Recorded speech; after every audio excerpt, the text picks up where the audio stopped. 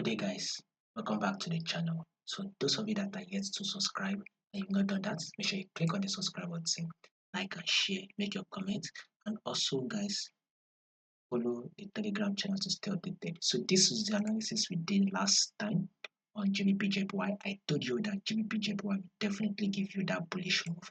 I also told you that markets is going to react at this level because this is a resistance level, and you can clearly see that market has given us that movement as we predicted. So if you are a trader, you are a struggling trader, especially if you trade GBP, JPY, and you want to learn how to trade it properly, we will be opening a new channel for you guys, which is currently going on.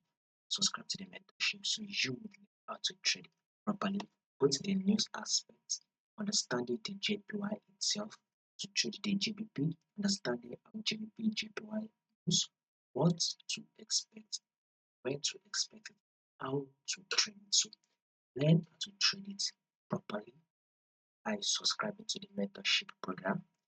You'll find a link to the mentorship in the comment section. So now that we've gotten this rejection from the reason is that this top is our resistance. This is also our support level. Now that market has come to this level, we should expect market to come up again to test it and then drop. That should be our prediction. Market should push up a little, just a little bit, then another drop is what you should be expecting. Now, if market eventually goes ahead to push up, take out this high, as there is a possibility to likely do that, I'll give you guys the update. But what market is doing right now, market will most likely drop. But if it push up to take out this high here, if it pushes up to take the high, I'm going to give you guys an update on what next you should be expecting. For now, you should be expecting a sell